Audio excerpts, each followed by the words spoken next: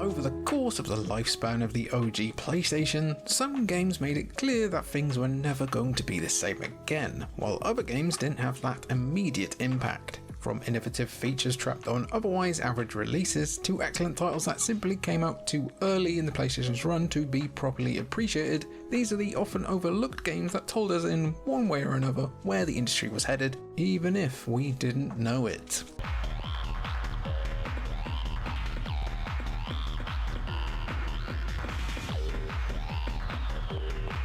Released in 1999 and 2000 for the PC, Dreamcast and PlayStation 1, Urban Chaos received very mixed reviews from critics where the PS1 version was concerned. Some of those frustrations can pretty fairly be chucked at the kinda much too big ambition of the game itself, while some of the things that really matter in Urban Chaos, particularly the controls and camera, are deeply problematic, and by that we mean playing the game for an hour shows you just how ahead of the curve this game was in some regards. Urban Chaos has you playing as either Cop Darcy Stern or Soldier Roper McIntyre, my favourite Scottish wrestler, in a world crumbling under relentless waves of brutal gang violence. Luckily for you, there's also a mystery at the heart of all of this, and Urban Chaos plays out across 24 main levels. What the game proves remarkable is in just how much you can do within these non-linear missions. You can explore a city, interact with citizens, take on side quests, arrest people, and even move indoors and outdoors.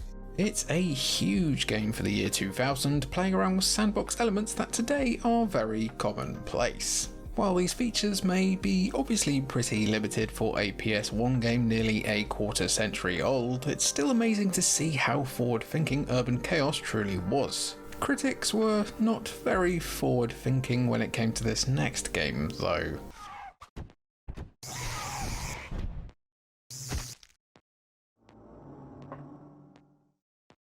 Alien Resurrection was an odd release for the PS1, coming out a full 3 years after a movie that most people seem to hate more than Colonial Marines and the concept of not dying. The game is a decent FPS whose greatest flaw perhaps is that it's just not a terribly interesting one. From gameplay to graphics and sound, it's all pretty average PS1 FPS that's still at least worth a look. However, when you play Alien Resurrection, you'll realise the dual stick control scheme is unlike anything that was being done by similar games at that time. Other FPS releases on the PlayStation 1, Medal of Honor being one, offered optional control setups that would prove to be similar to what would become the standard as we know it now. However, Alien Resurrection is the only title whose default control scheme could be dropped into any modern player's hands without any further explanation being necessary. What's funny is that at the time of its release, some critics found fault with the control setup, adding that it made a very difficult game even more unpleasant to play.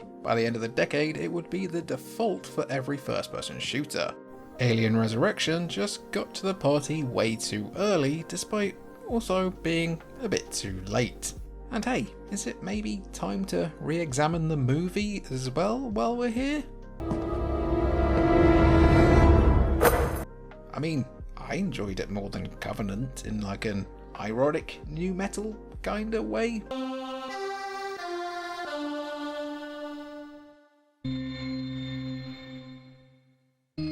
Creating relatively complex songs using only your video game console was proven to be a viable concept in 1998 with the release of Music, the video game. A European exclusive from Codemasters that was made in Wales, the best country in the world, the game gave players an opportunity to create their own tracks and even videos using a wide array of tools and samples. Music made itself particularly appealing by giving everything a certain amount of accessibility, in the sense that you didn't need a big PC or crazily expensive software to get into making music. The game offers a surprisingly deep software experience for creatives, with music featuring 16 channels with a variety of pre-made sounds that can be layered together to create something new and unique. The songs you can create here are, of course, limited with the PS1 hardware, but there's also so much you can do with these bass lines, audio samples, vocals, sound effects, and more. Yeah, that's right. It's all mostly limited to the dance genre with music, but you can easily see the gem of a concept that basically paved the way for the FL Studio generation. Music would get a sequel called Music 2000 that came out in 1999, obviously, and even a sequel called Music 3000 for the PS2. We were all obsessed with the year 3000 for a minute there, weren't we? Not much has changed, and we don't quite yet live underwater.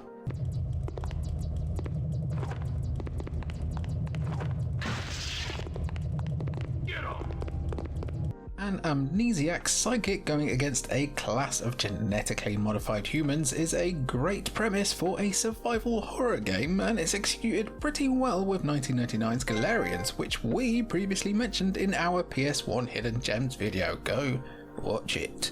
Playing as protagonist Rion S. Kennedy, begin the game in a desperate bid to re-establish your identity. As you begin to learn more and more about yourself, you become increasingly aware of the existential threat facing humanity itself. It soon becomes clear that you're the only one who can stop this imminent destruction.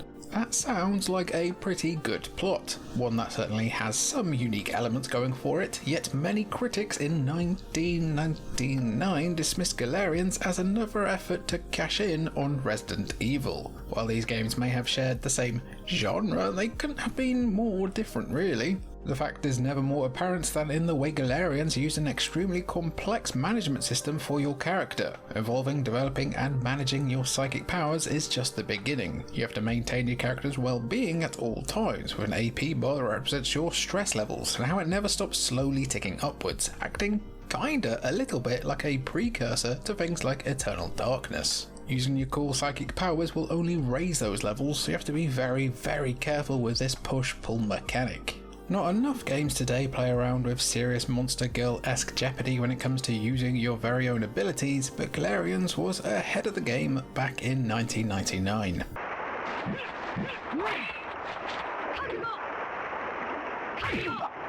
Released in 1997 and 1998 to mostly enthusiastic reviews, Bushido Blade was a third-person one-on-one fighting game that took a very different approach from the arcade-style brawlers that dominated the day. Rather than fast-paced button-mashing chaos, although you could still do some of that if you wanted to, Bushido Blade forces you to embrace careful strategy. Very careful strategy to be precise, since these fights often come down to a single blow placed upon a specific point of the body. Even a glancing blow or strike can damage a limb, impeding the fighter's ability to move properly and attack effectively.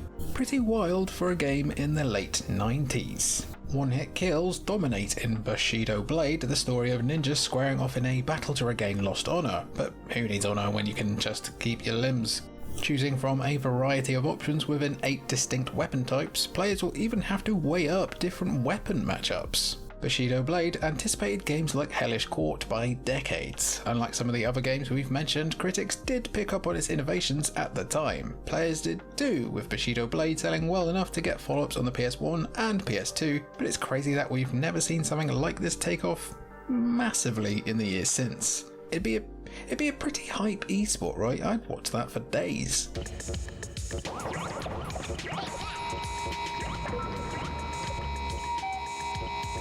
Context is particularly important when talking about PS1 games that were ahead of their time. Out of context, Jumping Flash doesn't look all that special with a modern gaze. Released in 1995, it's among the very first PS1 games, and it was lauded nearly 30 years ago for giving players a surprisingly fun, albeit strange, 3D first-person platformer. This was a powerhouse example of what the PS1 could do at the time, especially when you glanced over at the likes of the Jaguar and saw this.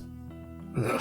Players assume the role of a robotic rabbit that needs to collect jet pods across 6 worlds and 18 main levels. You'll do this by making massive, carefully timed jumps across platforms, with a plethora of enemies trying to stop you every step of the way. That part is pretty standard platforming stuff, but it was the really tangible sense of perspective and height that really made Jumping Flash feel kinda crazy at the time. Not only was Jumping Flash one of the games Sony could point to as an example of what the PS1 brought to the table, but it also proved 3D platforming was viable at that point, and the rest was history. It's not a perfect game by any means, but it and its sequel remain pretty fun to play today. There was also a third game, but that never made the jump from Japan.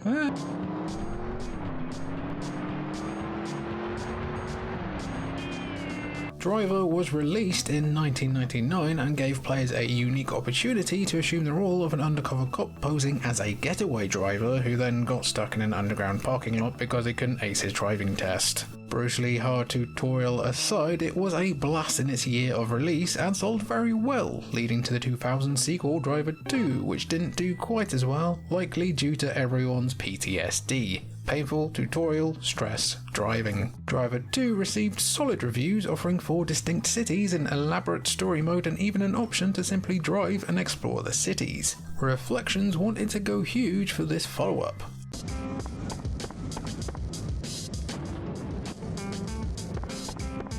Still, some criticised the frustrating gameplay, choppy frame rate, and the overall sense that the game was rushed out the door to meet a holiday deadline. Let's be real, it definitely was.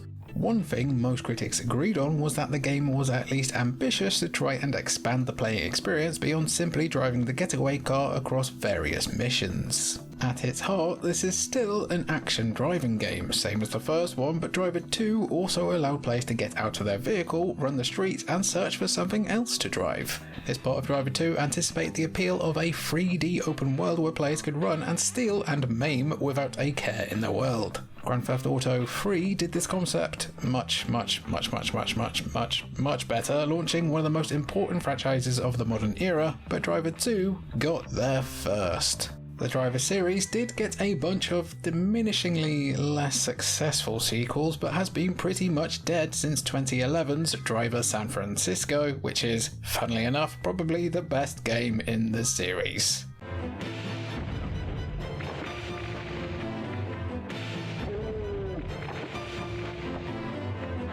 Tenchu Stealth Assassins did more than just give players the chance to choose between 2 ninjas for a series of stealth missions, but honestly, just the game's awesome, hugely influential aesthetic would probably earn it a place here. Stealth wasn't exactly new in gaming, and a little known gem called Metal Gear Solid would be released mere days after Tenchu to kick off the whole 3D stealth craze in earnest. Still, Tenchu carved out its own niche by centering the gameplay around the world you're playing in, with unique ninja-focused stealth missions in sandbox-esque environments. Players are able to hide against cover, perform stealth kills with their own unique animations, and even climb on ledges. Metal Gear Solid would actually only get that latter mechanic with the release of Metal Gear Solid 2 on PS2.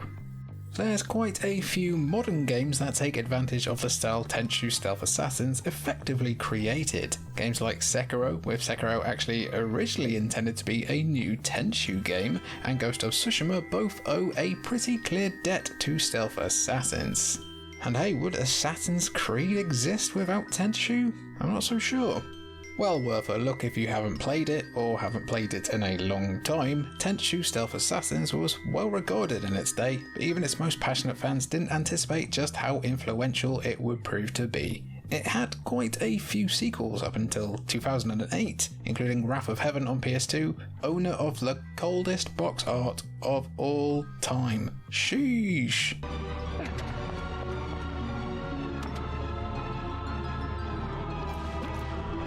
The 2000 Square release Vagrant Story proved the PS1 still had really cool things to show off. Unfortunately, owing perhaps to its extremely difficult and unique gameplay, Vagrant Story sold poorly and is today remembered as a cult classic.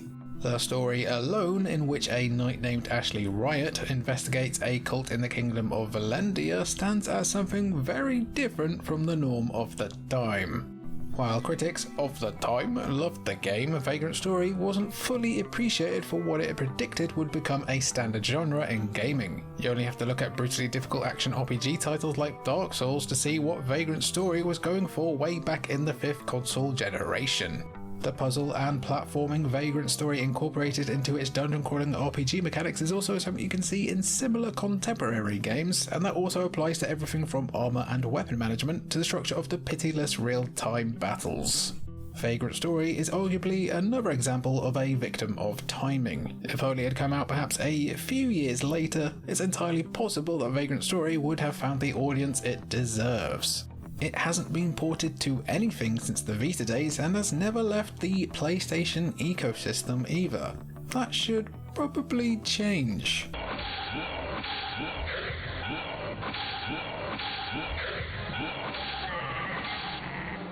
We're wrapping things up with a look at one of the earliest PS1 releases, the game that proved the PS1 was capable of greatness. Coming out in 1995 in the West as Kingsfield, this game is actually a sequel to a 1994 PlayStation launch title that never left Japan.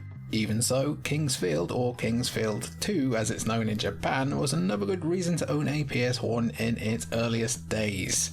A first-person action RPG in which a prince must survive the mysteries of a dangerous island in order to find a holy weapon, Kingsfield has a more obvious connection to newer games like Dark Souls or even Elden Ring than something like Vagrant Story. It is, of course, made by From Software, long before that son of a gun Miyazaki was even a part of the Suffering Squad. Kingsfield is a difficult, sometimes punishingly so, first-person dungeon crawler that gave early PS1 adopters a taste of what the console could do with deeper narratives and better graphics than anything that had come before it. And let's not let the memes get in the way of the truth here. Back then, seeing these kinds of graphics was like jumping into a time machine and going to the year 3000. It was a crazy leap. Kingsfield is a PS1 game that was way ahead of its time, and while it's about as fun to play these days as it is to get a root canal with a Moonlight Greatsword, we probably wouldn't have the Blue Lady without it. And that was our video looking at just some of the PS1 games that are way ahead of their time. I've gotta go, there's someone outside my building constructing a Large Hadron Collider as we speak. I don't know if you can hear it, sorry if you can. I've been Jimmy for Cultured Vultures, and thank you for watching.